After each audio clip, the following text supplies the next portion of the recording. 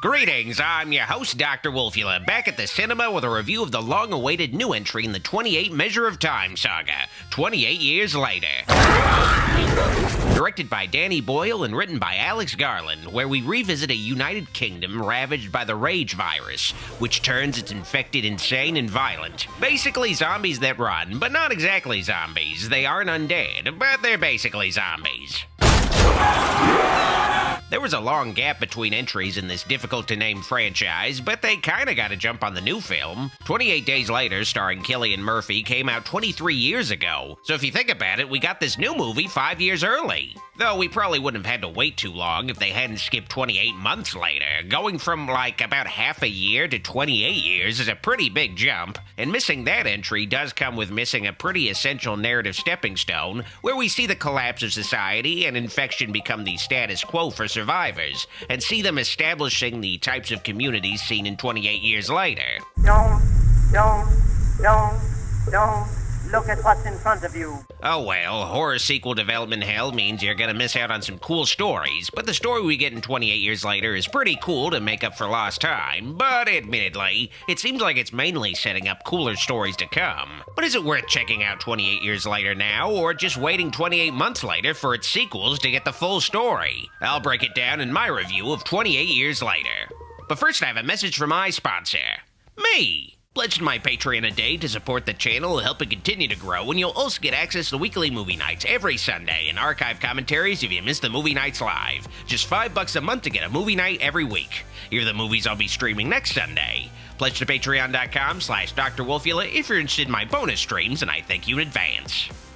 4/11/1732 the day before. 28 Years Later, and this is gonna blow your mind, takes place 28 years after the first two films. The UK is completely collapsed, and any survivors left on the British Isles have retreated into isolated communities to avoid attacking herds of infected, who have dominated the nation. A funny thing about this zombie franchise that was implied in the first movie and made much clearer in this film is the rage virus infection is isolated to the UK. The rest of the world has been going on as usual while the UK has been under heavy quarantine. Nobody can enter, nobody can leave. What would you do with a diseased little island? They quarantined us.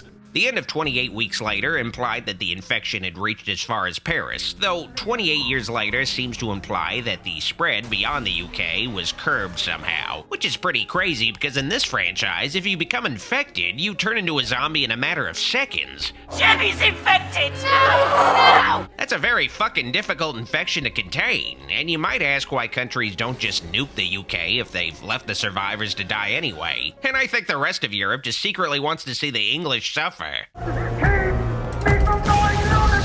The English aren't the only ones suffering, though. The Scottish, like usual, have to suffer along with them. 28 Years Later takes place in the Scottish Highlands, and the film begins with a brief flashback to 2002 when the virus first spreads. The flashback exploring how rural communities in Scotland were impacted. The opening of 28 Years Later is very boldly and surprisingly a group of children rounded up into a room anxiously watching Teletubbies while their parents are trying to fight off zombies, and eventually the zombies storm the home and slaughter all but one of the kids watching Tinky Winky hopping around.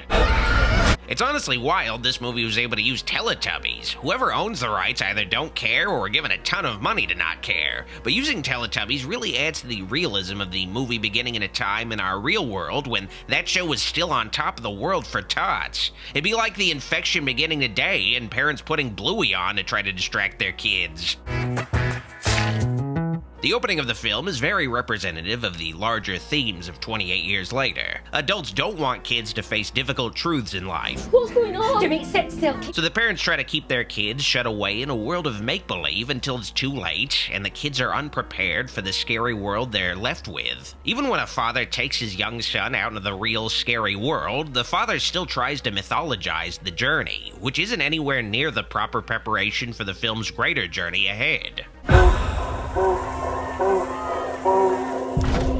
The The opening of 28 Years Later also sets up what will probably be a major character in the next film. Yes, a sequel titled 28 Years Later, The Bone Temple is coming out in January. I can't wait to take you to my bone temple and give you a good boning. But yeah, don't expect a complete story with this first movie. More on that later. But the opening of 28 Years Later also firmly establishes that anything goes in this sequel. Kids can totally die, which is important because the main character of 28 Years Later is a kid, a 12-year-old boy named Spike, which is a fucking dog's name. Look at what's in front of you.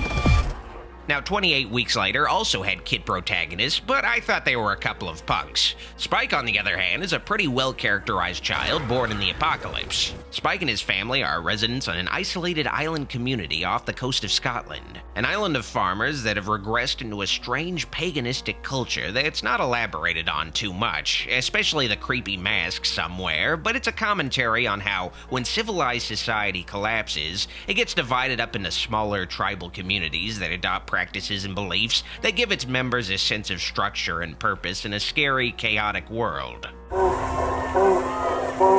The island isn't totally disconnected from the rest of the world, though. It has a well-guarded natural bridge that is usually submerged by the sea, which gives the island an opening to send scavenging parties out to the mainland, which Spike finds himself embarking on with his pa Jamie, played by Aaron Taylor Johnson, as a rite of passage. You know, I feel he's a bit young. He's ready, Jenny.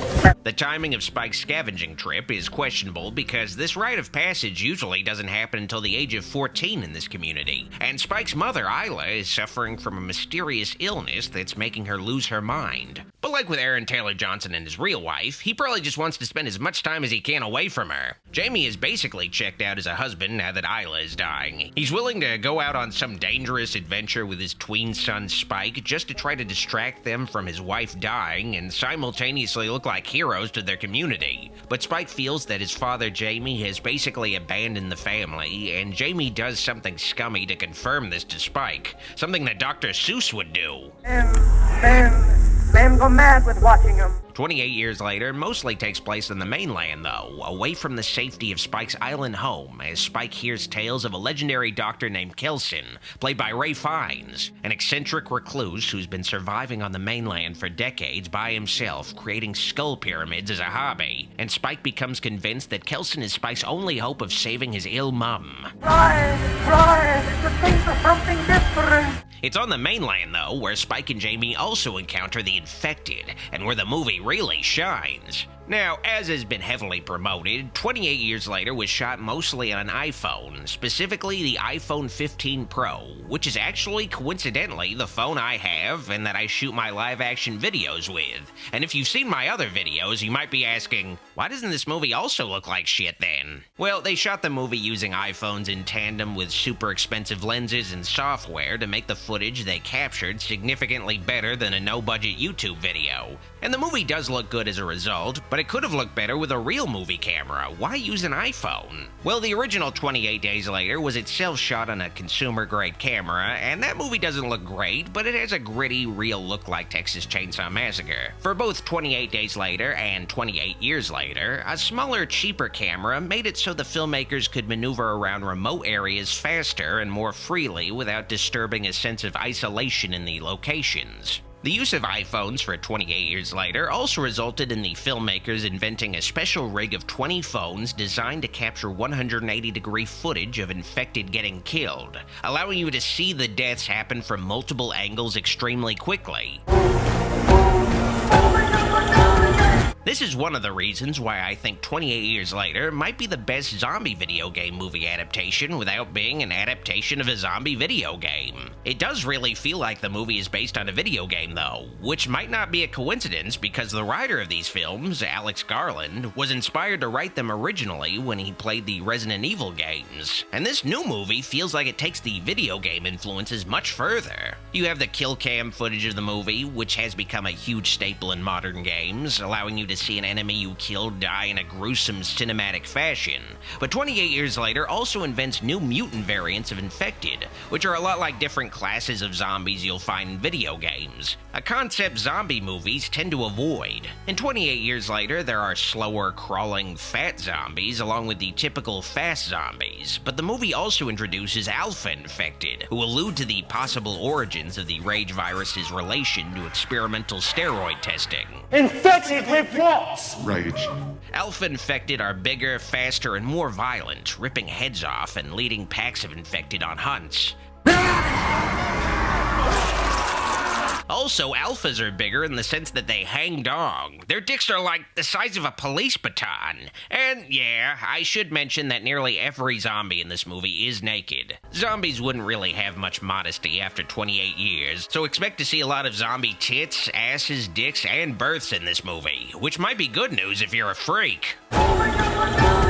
Speaking of freaks, another aspect of 28 years later that makes me think of video games are a gang of characters that show up briefly and late in the movie, the Jimmies, who employ parkour-style stunts in their execution of infected, and who bafflingly fashion themselves after Jimmy Savile, a once venerated kids show host in the UK who was posthumously revealed to be a child predator on a massive scale. It's only now, if people were to Google a picture of Savile, pedophile and general all-round rotten person. I knew the bit about the pedophile, but I didn't know about the all-around bad person part. This is an alternate universe where knowledge of Savile's crimes would be unknown, and I think the sequel will explore misguided hero worship, how our idols can hide a darker side. Still, it's pretty weird and jarring, especially if you're not British, to see this wacky gang suddenly pop up, but it reminded me of the tribes from the Fallout games, at least the better West Coast Fallout games. Now, weird eccentric tribes are a staple of post-apocalyptic fiction, but Fallout will have tribes that will fashion themselves after Genghis Khan or even Elvis Presley. So the Jimmies in 28 years later really felt like they're of that video gamey, idiosyncratic mold, where they found a notable figure from the past with a following and adopted him as a gimmick to help them cope with their world ending. And the movie foreshadows this tonal shift by having a character say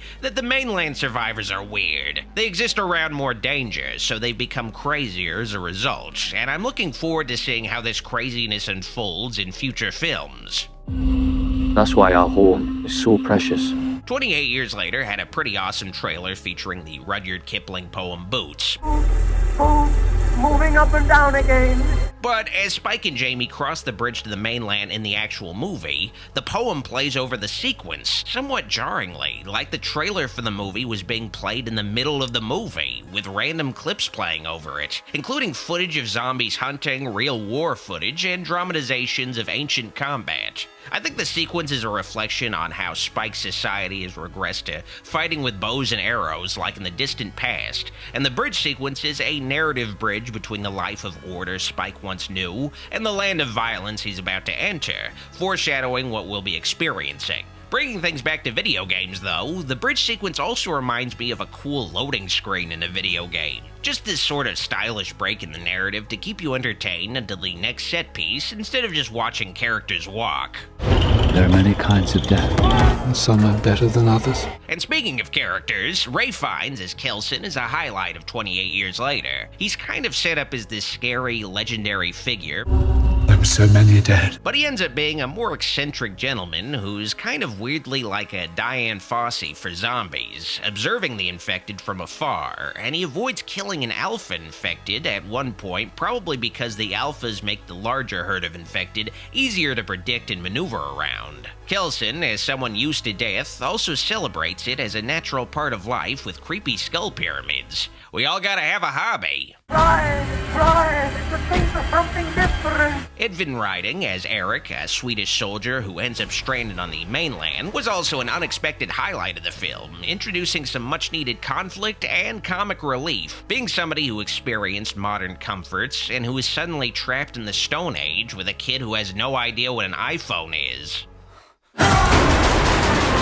Cillian Murphy, who played Jim in 28 Days Later, was rumored to be in this new sequel, but he's just a producer here. Don't expect him to show up, but he's supposedly credited acting in the next film, though, which makes sense since it will involve a bunch of characters named Jim. That's all the stars in the world. And, speaking of the next movie, yes, they can't quite make it 28 decades or centuries later, so 28 years later will be a part of a trilogy of films, but who knows when or if this trilogy will be completed. The Bone Temple, like always, is locked in, but who knows if the third entry in this trilogy will be greenlit afterwards. So just don't expect this first 28 years later to have a big, satisfying climax. The film has an emotional climax that sets Spike on a larger journey for the future, but no central villain is established, and the ending is both strange and abrupt. I enjoyed 28 years later and look forward to more, but if you're not already a fan of the series, this entry might not be for you, and you might want to wait until this whole trilogy comes out before watching. Still, 28 years later is one of the best zombie films in a long time. It's just not quite finished yet.